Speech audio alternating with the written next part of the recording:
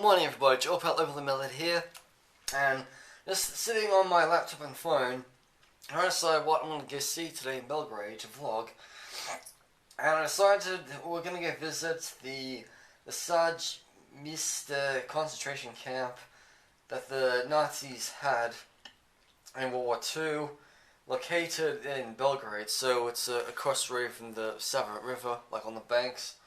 It was the other night I showed you a memorial there. So I really hope we can get inside the camp today. There's a museum in the south of Belgrade, like of this concentration camp, that's only opened on Thursday. So I'm kind of hoping I can get out soon and go have a look. Going on a walk today to go west of Belgrade, and now's like the best time to get out of the house. I mean, like literally, like even at 7 o'clock it's even daylight here, which I expect there wouldn't be daylight until at least 8, because you have like your winter shorter hours of lightness. So in my case, just get out of the house early. I mean, I didn't go to bed last night at 3 AM because I was too busy studying for an exam, uploading a video, trying to watch my aunt's funeral that wasn't even like televised or like broadcasted online because some idiot pressed the red button and called my mom a few times. Yeah. So today we're going to a really sad part of Belgrade, the concentration camp. Now we went to the concentration camp in Nice a few days ago, so we're going to go to the one that was in Belgrade in this fairground, and a lot of people were like locked up there. I just read online that it was the Nazis who actually controlled it from like 41 to like early 44, and then the puppet state of Croatia actually controlled that for the rest of the war until like liberation in late 44. That's the quick brisk walk across the National Assembly of Serbia on my way to the big bridge. Ah, look, there's another government building of Serbia. I think that's where the Prime Minister or the President lives, or it does its work. The Yugoslav royals actually lived there in the 1920s. I've gone past this building once or twice but never noticed it, but that building right there with the green like stuff and the white, that is Hotel Moscow in English, but it's written up in Cyrillic.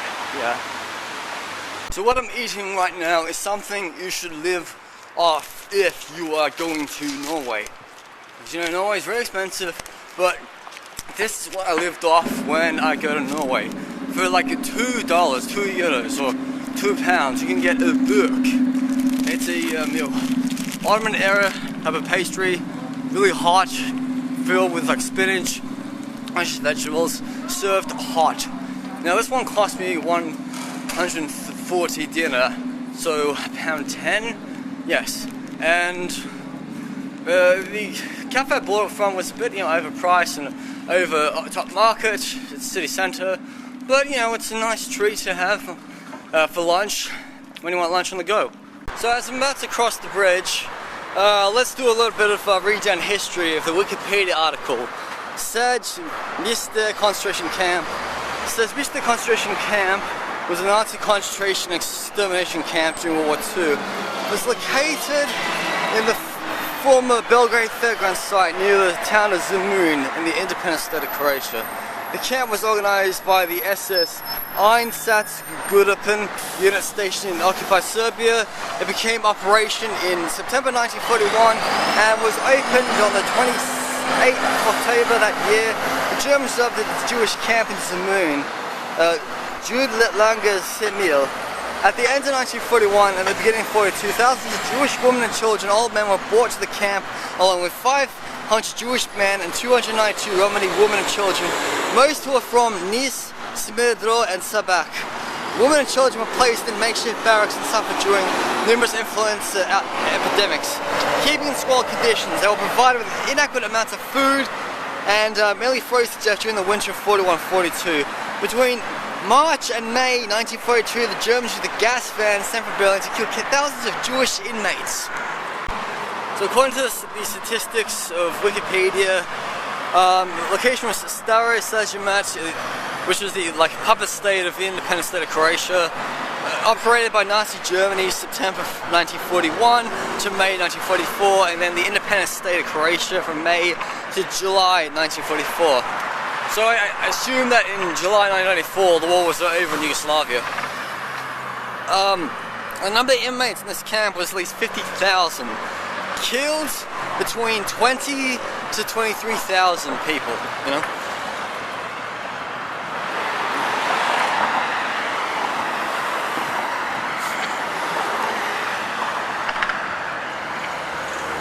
It says here, most of the Germans responsible for the operations of the camp were captured and brought to trial.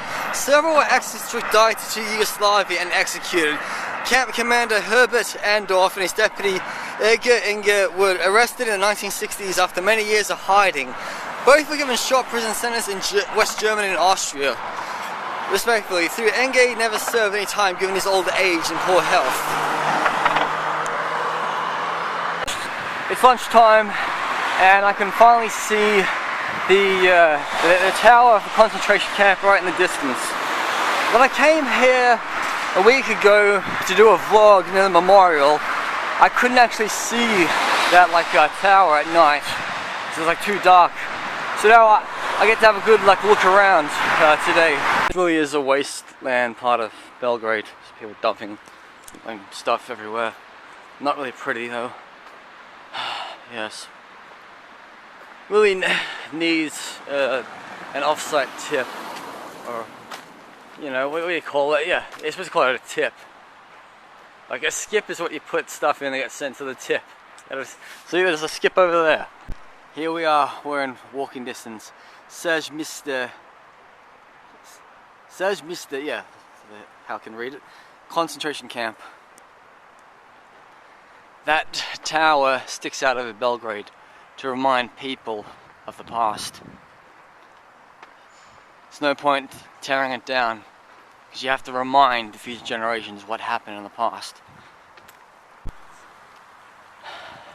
It's faded away, but it basically explains this was the Belgrade fairground, and in 1941 it became a concentration camp in order to execute Jews and Gypsies. After the executed Jews became the place of where partisan and Chechen fighters were captured and sent to, as well as civilians caught in the war areas between May 42 and July 44. It was once a concentration camp in occupied Serbia in southeast Europe. Today was most unfortunately it's faded away, so I can't read that. Places in Serbia. So we walk through this pathway in the rain. It's just spitting down now, and we go to the first memorial plaque.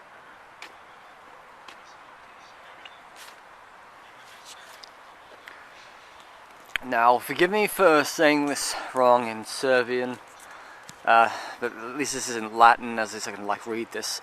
Na prostotur Stagora Sajmište nemaki gestapo osnoval je 1941 godin logo Sajmište u kom je uz pomok domaći izdažnika svirepo mučeno i ubiđeno preko 40,000 ljudi iz svih krajev naš smeli.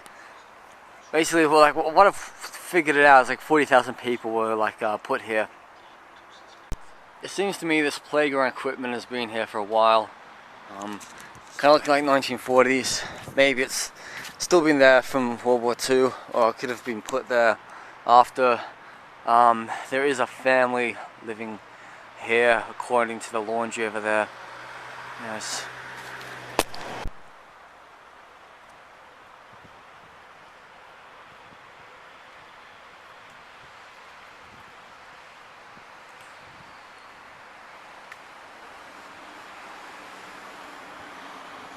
I just found a car park here, so maybe there's a main entrance to get into this place, or maybe it's just not open to the public. So another suggestion, if you're coming to Belgrade, there's actually a museum about this concentration camp in the south of Belgrade, not far from Joseph Tito's mausoleum. So it's that museum is open on Thursdays, so it might be good to have a look around while you're visiting Joseph Tito's mausoleum.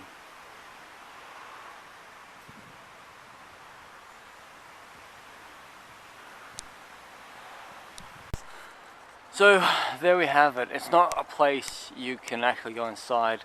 There are squatters living there, people live in the cars. It would be much more nicer if they had actually turned this into a memorial museum, but then again, they've already got one about this site in the south of Belgrade, which I'll hopefully go to on Thursday, or sometime this week.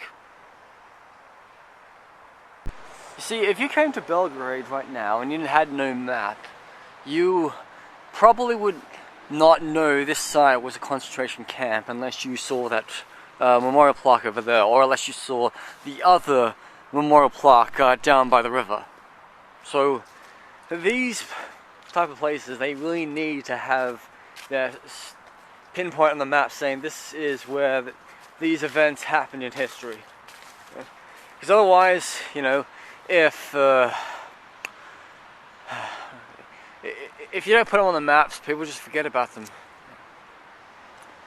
I mean, there are people in the Serbian diaspora in countries like America, in Canada, and Brazil, and Venezuela, and South Africa, and Botswana, Australia, New Zealand, United Kingdom, and Sweden, and a lot of people, their ancestors might have died here, or their ancestors might have survived this tragic event and left Yugoslavia after World War II. So we always need to remember the past. I also don't like to assume and speculate things, but as I've gone past this building, I would guess maybe this building was like a prison block as well, part of a campsite. But I don't want to go through those doors now, because there are actually people who do live inside here that do actually have mailboxes next to their doors, so it's quite disrespectful if I was to have a look inside.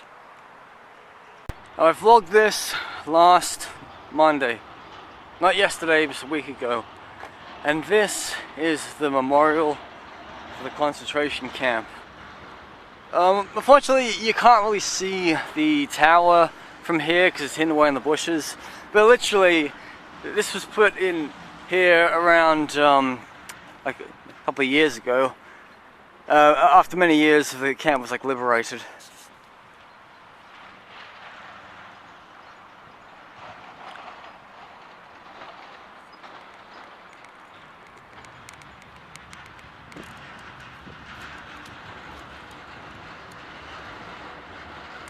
So it was installed on the 22nd of April 1995 on the occasion of the day of commemoration of the victims of the genocide and the 50th anniversary of the victory over fascism. So before I leave the area, if you go across this green bridge, which I like to call, and you stand right here, like, you can actually see the campsite from here, the big tower, and you know, and going towards like east, there's a memorial. So keep that in mind when you come to Belgrade and you cross the bridge and you want to find these two sites, the memorial and the concentration campsite.